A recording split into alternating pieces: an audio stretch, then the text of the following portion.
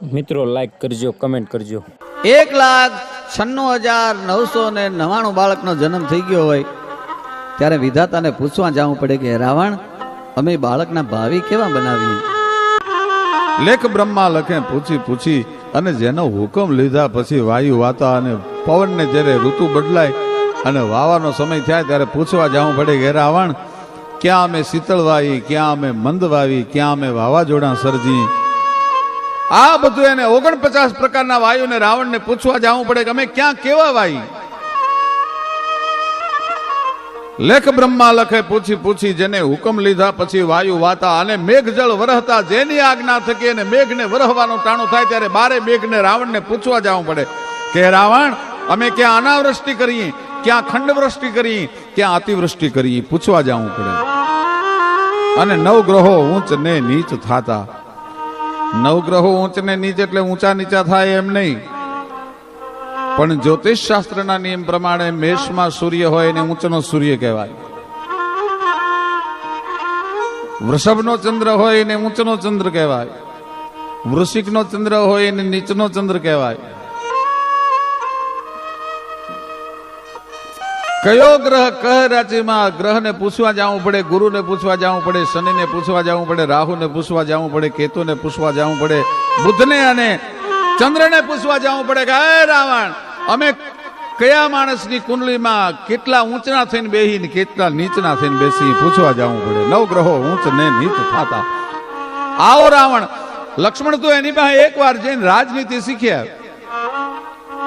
વિચાર કરજો, રામ જેની ભલામણ કરતો હોય રાજનીતિ શીખવાની, એ પુલસ્ત કુળનો સંતાન કેટલું મહાન. લક્ષ્મણજી આવીને હાથ જોડીને એમ કહે છે, કારણ કે વિદ્યા પ્રાપ્ત કરવી હોય તો હાથ જોડવા પડે. રાવણના પગ પાસે શેષાવતાર લખનલાલજી ઉભા છે. રાવણને પૂછે છે કે હે પુલસ્ત કુળના નબીરા, હે રાવણ, હે મંદોદરીના ભરતાર, તારી પાસે રાજનીતિ શીખવા આવ્યો છું. મારા મોટા ભાઈ કીધું થોડીક રાજનીતિની વાત કર. રાવણે દાંત કાઢ્યા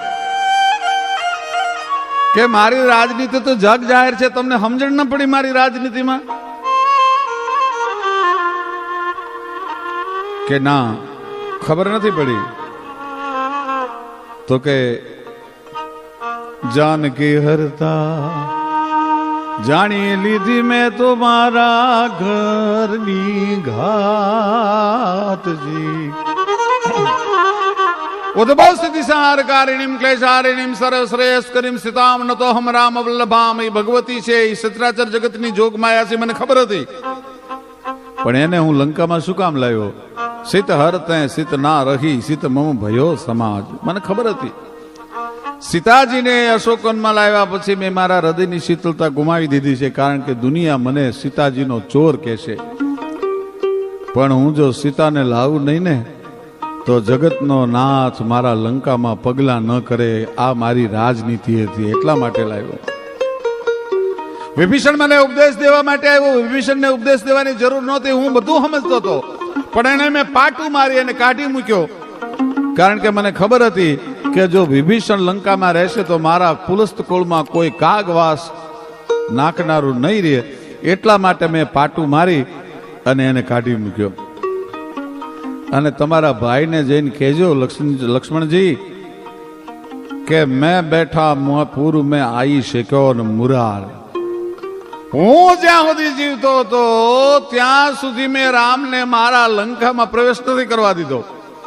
હું બેઠા, હું પૂર્વ મેં આઈ શક્યો ને મુરાર. પણ રામને કહેજો કે તું બેઠા તવ પૂર્વ મેં ચાલ્યો પલા પસાર. પણ તારા દર્શન કરી મને મુક્તિ મળી છે, એટલે તારા વૈકુંઠમાં હું પલ્લા પસારીને જાઉં છું. કેજો ગાડો ફરો ફરે. આ મારી રાજનીતિ છે. અને લંકાની ગાદીએ વિભીષણને બદલે ભગવાન જો તમે બેઠા હોત ને, કાગ બનત તમે લંકાપતિ તો મારે પાછો ગાંટો થાતજી. તમે જો લંકાના ગાદીપતિ બન્યા હોત તો મારે બીજો અવતાર લઈને તમને ઉઠાડવા માટે આવવું પડત પાછું. કાગ બનત તમે લંકાપતિ તો મારે પાછો ગાંટો. પણ રાવણનો ભાતૃભાવ કેવો કે આજ મારે તખતે મારો માડી નો જાયો તો બે વિભીષણ ભ્રાત. આ છે મારી રાજનીતિની વાતજી. એટલો લક્ષ્મણ અને રામની વચ્ચે જ્યાં લક્ષ્મણ અને રાવણની વચ્ચે જ્યાં સંવાદ ચાલે છે ત્યાં રામ આવ્યા છે. રામ આવી ગયો તો ગાય રાવણ, એક વીરને સાજે એવા મૃત્યુથી તું લંકાના રણમાં પડ્યો છો, પણ તારા મનમાં કંઈક અધૂરપ રહી ગયું એવું મને લાગે છે. એવી કઈ ઈચ્છા તને મૂંઝવે છે? બોલ, હું તારી ઈચ્છા પૂર્ણ કરતો આવું. ત્યારે ફરીવાર રાવણે દાંત કાઢ્યા. ફરીવાર રાવણ હસ્યો છે. પ્રભુ, મારી ઈચ્છાને આપ પૂર્ણ કરીને આવશો? તો કહા, અસંભવ, અશક્ય છે પ્રભુ. બોલ બોલ રાવણ, શું તારી ઈચ્છા હતી? તું જે કે ને એ તારી ઈચ્છા પૂર્ણ કરતો આવું. રાવણે કીધું કે મારા 5 પ્રોજેક્ટ અધૂરા રહી ગયા છે. મારા મનમાં જે વાતો હતી મારી વાતો અધૂરી રહી ગઈ છે. એને હું પૂર્ણ નથી કરી શક્યો. મેં નથી અત્યાર સુધીમાં મારી પત્ની મંદોદરીને વાત કરી, નથી સચિવોને વાત કરી, નથી કોઈ રાજકીય મિત્રોને આ વાત કરી. કારણ કે જ્યાં સુધી આ પ્રોજેક્ટને પૂરી રીતે ફલીભૂત કરવામાં ન આવે ત્યાં સુધી ડાયો માણસ આવી પોતાની યોજનાઓને જગતની સામે જાહેર ન કરે. એટલે મેં જાહેર નથી કરી. પણ તમને કહેતો જાઉં છું, જો આપનાથી આ 5 વસ્તુ પૂરી થાય ને તો આ 5 વસ્તુ પૂરી કરતા આવજો. બોલ બોલ રાવણ, શું તારી ઈચ્છા છે? અને રાવણે શરૂઆત કરી, હે રામ, મારી પહેલી યોજના એ હતી, મારી 5 વાતો જે મનમાં રહી ગઈ છે એમાં પહેલી મારી યોજના એ હતી કે ઇન્દ્રનું વજ્ર અને દુનિયાનું લોખંડ ભેગું કરીને એક એવો થાંભલો બનાવવો હતો કે હજારો વર્ષથી પૃથ્વીનો ભાર શેષનાગ ઝીલે છે, એની જગ્યાએ લોખંડના થાંભલાને મારે ગોઠવી દેવો હતો અને શેષનાગને પૃથ્વીના ભારમાંથી મુક્તિ અપાવી. મારી પહેલી યોજના એ હતી. બીજી મારી યોજના એ હતી કે બળીરાજાને દેવતાઓને સહાય કરવા માટે થઈને તમે જે પાતાળમાં 3.5 ડગલામાં ઉતારી દીધો, એ મારે બળીરાજાને પાતાળમાંથી છોડાવવો હતો. મારી ત્રીજી વાત, ચંદ્રમાની અંદર કલંક છે. પૂનમની રાતે ચંદ્રમા એવો શોભે પણ એની માલપા જે કાળા ડાઘ છે એ ચંદ્રમાના કાળા ડાઘને મારે દૂર કરવા હતા.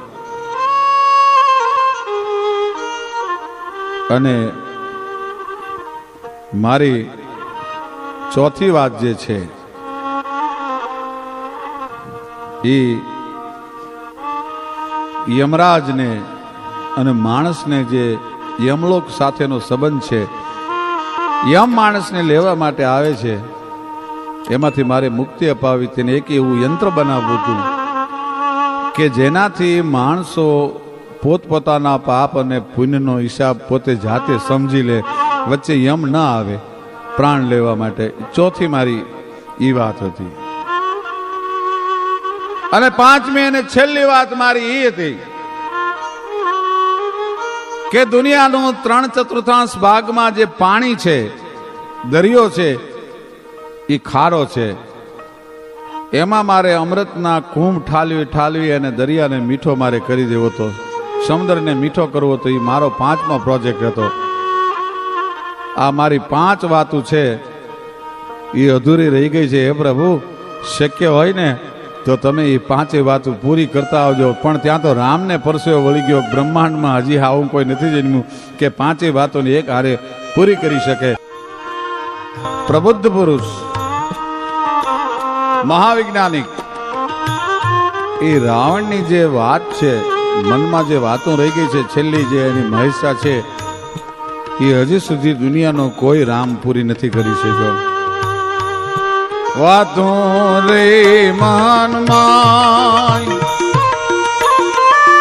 રુદિયાની સાથે કહું રઘુરાય, મનડાની વાતો રે મનમાં જે વાતો રે મનમાં રુદિયાની સાથે કહું રઘુરાય, મનડાની વાતો રે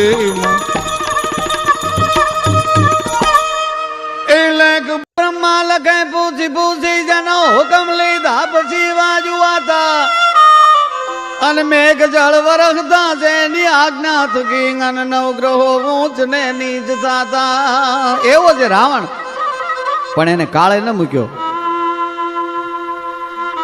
બાણની કલમ કરી શાહી સોણીત ની પત્ર રણ ભોમ નો ઘોર કીધો. ઈ દૈત 10 શીશ ના શીશ નો ફેંસલો રાઘવે જગ સન્મુખ દીધો. આવા મહાપુરુષોને પણ એક દી આ જગત છોડીને વયું જવું પડે છે. આવા પરાક્રમીને પણ જગત છોડીને વયું જવું પડે છે. પણ અદલ ઇન્સાફનો આ જે ફેંસલો છે એ કંઈક માણસો હસતા હસતા સ્વીકારે છે અને કંઈક માણસો રોતા રોતા સ્વીકારે છે. પણ જીયા બિન દે ઘસરીત બિન મારી એ સંભાસત પિયું બિન નારી. જીવ વગરનો માણસનો દેહ અને નદી વગરનું ગામ અને પીઓ વગરની સ્ત્રી, એ 3 વસ્તુ હારા, એ 3 વાના હારા નથી લાગતા. એમ ટીમાણા હામ દામ ઠામ બધી રીતે સુખી છે, પણ ગામના પાદરમાં નદી નથી. ઠાકોરને મનમાં વિચાર આવે છે કે મારા ગામના પાદરમાં નદી હોય તો કેવું સારું. એ નાના સા ગામડાના નાના વિહામાં વડલો ને બીજો ગોંદરે જીરે. ગામના પાદર ખળખળ કરતી હાંજલ નદી વહી જતી હોય, નદીને કાંઠે વડ હોય, છોકરા ઓળકોળમડા રમતા હોય. ગામનું પશુધન છે એ ઝાડવાના છાંયે નદીના મીઠા મધ પાણી પી અને બેઠું હોય, અને બેહું નદીમાં હેલારા લેતી હોય, ધરામાં છોકરા ધુબકા મારતા હોય. આવું મારા ગામના પાદર ન બને. મનમાં વિચાર કરે નદીનું સર્જન કેમ કરું, હું ઈશ્વર નથી, શું કરું. એમાં બંગાળ બાજુથી એક જાદુગર આવેલો અને જાદુના ખેલ દેખાડે. ભાઈ નામ એનું ગોડિયો. સત્ય ઘટનાનો પ્રસંગ છે. એવા જાદુના ખેલ દેખાડે. ઋતુ વગરના ફળ, ઘડીક ચોમાસું દેખાડે, ઘડીક શિયાળો દેખાડે, ઘડીક ઉનાળો દેખાડે. એવા જાત જાતના અદ્ભુત ભારત વર્ષમાં કોઈ ખેલ ન કરી શકે એવો જાદુનો જાણકાર માણસ ગામના પાદરમાં આવેલો. ઠાકોર ખેલ જોવા માટે ગયા છે અને જંબુરિયાને હાકલ કરી અને ગોળીઓ જાદુગર છે એ કહે છે કે જંબુરિયા, ઠાકોર પધાર્યા છે બાપ, શિયાળો દેખાડજો. પણ ત્યાં તો આખું ગામ છે ટાઢથી થાર થાર થાર થાર ધ્રુજવા માંડેલું. હા જંબુરિયા હવે ઉનાળો દેખાડતો બાપ, પણ ત્યાં તો ધોમ તાપ. ઘડીકમાં શિયાળો દેખાડે, ઘડીકમાં ચોમાસું દેખાડે. આંબાની ગોટલીની માથે ફૂંક મારે, એક ફૂંકે માથોડો આંબો થઈ જાય, અને બીજી ફૂંકે એની માથે મોર આવે, ને ત્રીજી ફૂંકે આંબાના ઝાડની માથે કેરીયું લટરલમ ઝૂલવા માંડે. ઋતુ વગરના ફળ દેખાડે. રાજાએ ઘોડિયાને કીધું, ઘોડિયા તારા ખેલ તો અમે બહુ જોયા બાપ, પણ હું આ ગામનો રાજા છું. મારા એક મનનું સપનું અધૂરું છે. શું? કે મારા ગામના પાદરમાં નદી નથી. એકવાર કહે ઘોડિયા, મારા ગામના પાદરને કાંઠીથી, મારા ગામના પાદરમાંથી નદી વહી જતી હોય એવો ખેલ દેખાડ, તો તું જાદુગર સાચો. અરે બાપુ, જાદુના ખેલ તો ઘડીક તમને અચંબામાં નાખીને અચંબો પમાડનારા હોય. નદીનું સર્જન હું ક્યાં ભગવાન હતો. કે ગોડિયા, તો તારી જાદુગીરીની માથે અરે તારા મુર્શદની માથે ફિટકાર છે તને જેને જાદુ શીખવાડ્યો. પણ ફિટકાર શબ્દ જ્યાં સાંભળ્યો, ઘડિયાએ કીધું પણ બાપુ એ ઘડી બે ઘડીના ખેલ, તમે નદીને જોઈને શું કરશો? તમને આખી જિંદગી પસ્તાવો થશે કે ઘડી બે ઘડી મારા ગામના પાદરનું નદી તો જોઈ લઉં. અને ઘોડિયાએ કીધું તો કરો ગામને ભેળું, અને પનેહારીઓને કયો કે માથે પાણીના બેડા લઈ અને પાણી ભરવા માટે આવે. ઘડીક નદીના મીઠા જળ ભરી લ્યો તમારા બેડામાં. ગામ આખું હલક્યું. પનેહારીઓ હલિયું પાતલિયું ને નેણામાં નાગલી જો બન્યું હાલી જળ ભરવા પાતળિયું, હાલી જળ ભરવા પાતળિયું.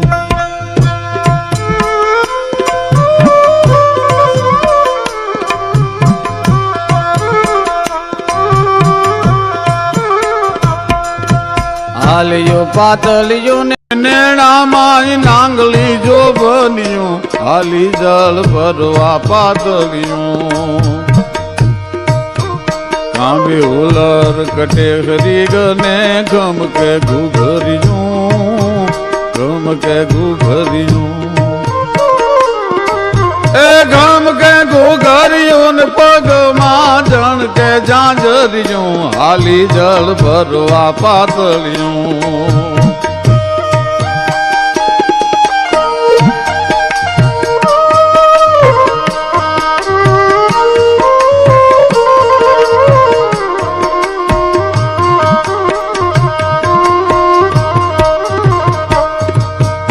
હાલિયું પાતળિયું ને નેણામાં નાંગલી જો બન્યું હાલી જળ ભરવા પાતળિયું, હાલી જળ ભરવા પાતળિયું, હાલી જળ ભરવા પાતળિયું. આખું ગામ હેલે ચડ્યું છે, મેદની હકડી ઠેઠ જામી છે અને આયા ગોળીએ મંત્ર ભણવાના શરૂ કર્યા. પણ ત્યાં તો આખું ગામ અચંબામાં પડી ગયું. ગામને પાદર ખાળ ખાળ ખાળ ખાળ ખાળ કહેતી નદી એ દેખાણી ગામને. રાજા એવું સાબાશ ગોળિયા, સાબાશ ગોળિયા, સાબાશ ગોળિયા કે બાપુ આ તો બે ઘડીના ખેલ છે, હમણે નદી અદ્રશ્ય થઈ જશે, હમણે નદી વહી જશે. પાણી ખોબો ભરીને પીવું હોય તો પી લો નદીનો, અને બાયુ બહેનું ને કયો પાણી ભરવા હોય તો ભરી લે. અને બાયુ એ બેડા પાણીના માથે લીધા, ભાઈ નદીના પાણી ભરી. ગોરી તારા બેડલે એ પૂનમ કેરો ચાંદ છે, આજ ભાણ જળ ક્યો રે ગોરી તારા પાણીડાન બેડલે. ગોરી તારા બેડલે પૂનમ કેરો ચાંદ છે, ભાણ જબ ક્યો રે ગોરી તારા પાણીડાન બેડલે. ગોરી તારા બેડલે નેવું કે રાની છે, મારો જીવ તરશો રે ગોરી તારા પાણીડાન બેડલે. ગોરી તારા બેડલે નેહ કે રાની છે, મારો જીવ તર્યો રે ગોરી તારા પાણીડાન બેડલે. જીવ તર્યો રે ગોરી તારા પાણીડાન બેડલે. જીવ તરશો રે ગોરી તારા પાણીડાન બેડલે. માથે ગોરીઓ પાણી ની હેલું લઈ અને હાલતી થઈ છે. રાજા દ્રશ્ય જોવે છે, પણ રાજાના મનમાં પોરાના પલ્લા છૂટે છે. સાબાસ ઘોડિયા, સાબાસ ઘોડિયા, આ હે ઘોડિયા કે તો ગામ કરા તને આપું, કે તો મારું માથું ઉતારી દો, પણ ઘોડિયા હવે તું તારા મંત્ર ભણી નદીને પાછી ન ભરાવતો. ઘોડિયો કે બાપુ એ મંત્રની હારે તો અમારા જીવ જોડાણેલા હોય, જેનું સર્જન અમે કર્યું હોય જાદુથી, જાદુને અમારે પાછો વાળો જોઈએ બાપુ, ને તારે મારું મોત થાય. અરે ગોળિયા તારે માગવું હોય માગી લે, ભલા માણા કહેતો તું ગામ કરા દઈ દઉં, પણ ગોળિયા બે હાથ જોડીને હું ઠાકોર તને વિનંતી કરું છું, રાજા તારા પગમાં પડું છું, મારા ગામના પાદરથી તું નદી ન જવા દેતો. ગોળિયો મંત્ર પાછા ભણવા માંડ્યો. રાજાને એમ થયું ગોળિયો મંત્ર ભણી નદીને અદ્રશ્ય કરી નાખશે. એક ઝાટકે ગોળિયાનો તલવારથી માથું ઉતારી લીધું અને ટીમાણા ગામના પાદરમાં એ ગોળિયાના માયાજાળથી સર્જેલી નદી આજે પણ ગોળી નદી વહી જાય છે. ગોળી નદી, ગોળિયાએ નદીનું સર્જન કરેલું એટલે એ ગોળી નદીનું નામ ગોળી પાડ્યું. રાજાનો કોપ ન ઉતરે એટલે ગોળિયાનો જે કુટુંબ પરિવાર, કુટુંબ કબીલો બધો હતો એ બંગાળથી આવેલા પાછા બંગાળમાં વિયા ગયા. ભાઈ નાનો એવો 7-8 વર્ષનો દીકરો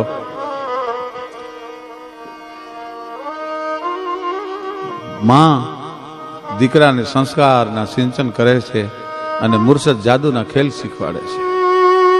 આમાં એક દી દીકરો રમતો રમતો 7-8 વર્ષનો દીકરો ઘરેથી રમતો રમતો ગામના પાદરમાં નદીએ વયો ગયો. માને ખબર પડી મારો દીકરો જોયો, કારણ કે આંધળાની એક આંખ જેવો દીકરો. કોકે કીધું કે માં તમારો દીકરો નદી બાજુ જાતો તો, નદી બાજુ, અને દોટ મૂકી ભાઈઓ. ત્યાં તો એ ગોળિયાનો દીકરો નદીમાં પગ જબોળી અને વાદળની હારે વાતું કરે છે. દોડી માએ ચડી લીધો. અરે હા હા હા હા મારા બાપ. ક્રોધ એટલો બધો ચડેલો કે આ દીકરાને મારવો. નદી બાજુ કોઈ દી જાય નહીં, કારણ કે નદીએ તો એના બાપનો જીવ લીધો છે. બેટા અહીંયા શું કરતો હતો તું? માં હું વાદળના છોકરાની હારે વાતું કરતો હતો. વાદળના છોકરા હારે વાતું? તો કે હા. શું કહેતા હતા વાદળના છોકરા તને? માં મને વાદળના છોકરા એમ કહેતા હતા. શું? ઊંચા કરી બે હાથ ને રે ઘડીક ઉભલો રે જે બાળા રાજા તને તેડી જશું ગમે દેશ વિદેશે. મને વાદળના છોકરા બોલાવતા હતા. માં એમ કહેતા હતા ગાલે અમારી ભેળો, અમે તને દુનિયાની સૈર કરાવશું, દુનિયાની યાત્રા કરાવશું. બાળા રાજા તને તેડી જશું જમે દેશ વિદેશે. પછી ત્યાં વાદળના છોકરાને શું કીધું કે મેં એટલું કીધું મારો બાપ નથી, મારી માં એકલી છે. ના રે બાપુ મારી માવલેડી વાટું જોશે ને રોશે. ના રે બાપુ મારી માવલડી વાટું જોશે ને રોશે. મારી માં મારા વગરની રોશે. મારો બાપ મરી ગયો, મારી માં નોંધારી છે.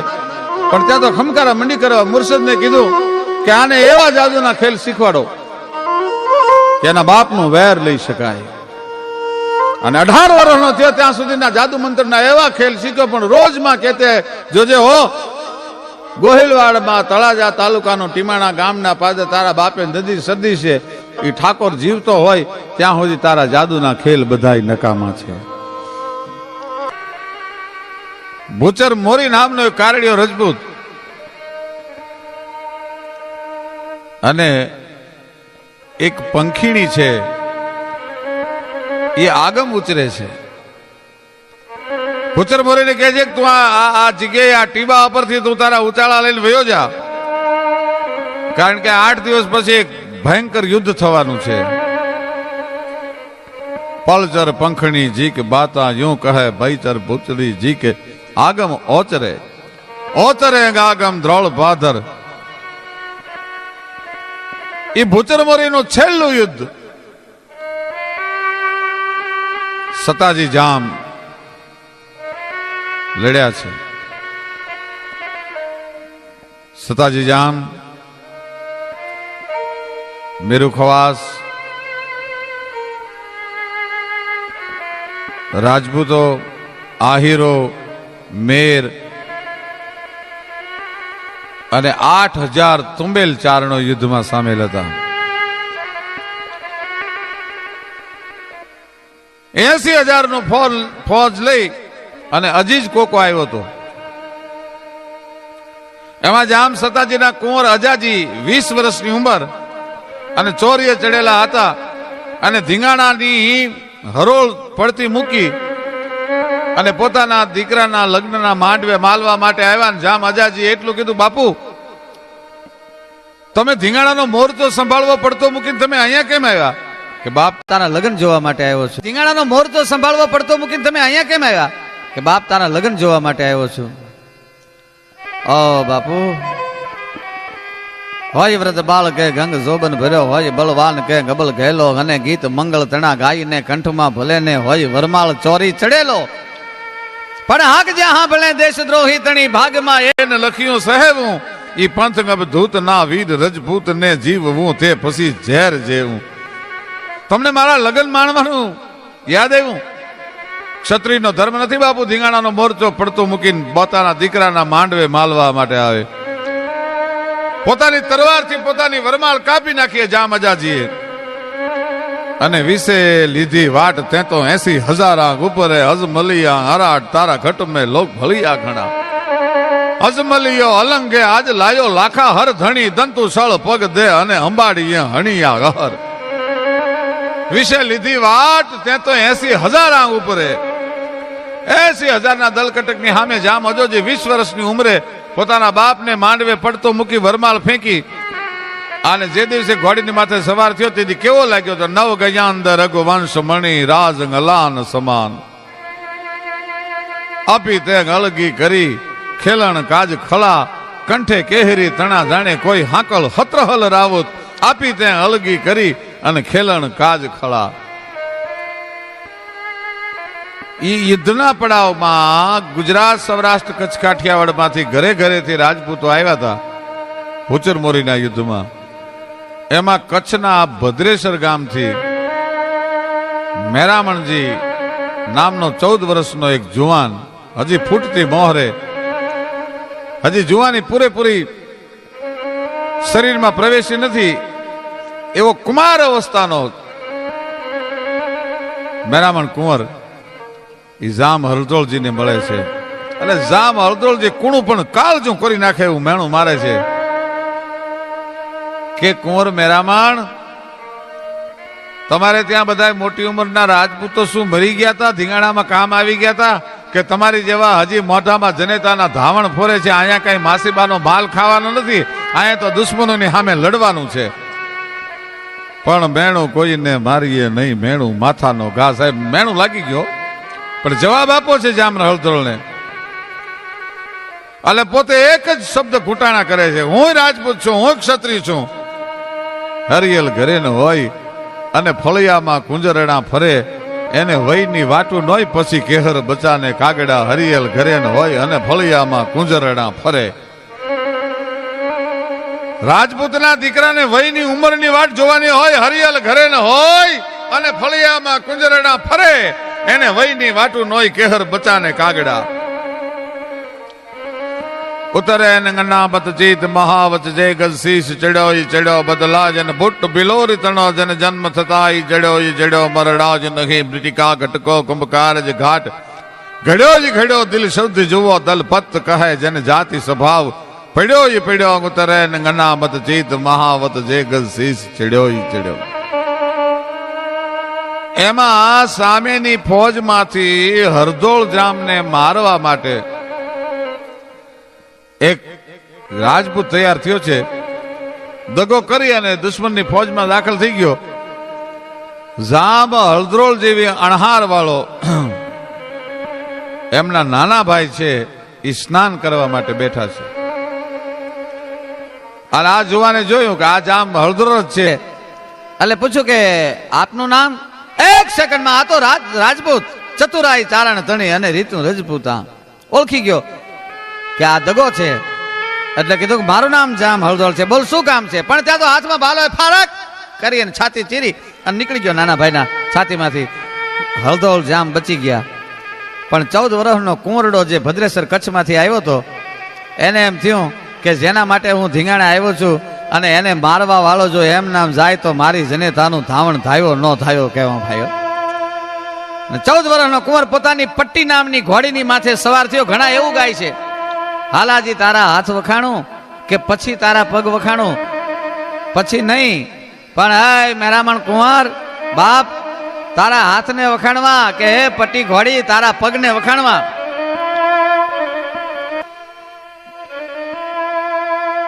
જનેતા ને મરતો સૈનિક સંદેશો મોકલાવે છે. મેઘાણીભાઈનું ગીત છે. પોતાની બેનને, પોતાના ભાઈને, પોતાના બાળકોને, પોતાની પત્નીને કહેવરાવે છે અને મેઘાણીની કલમ હાલે છે.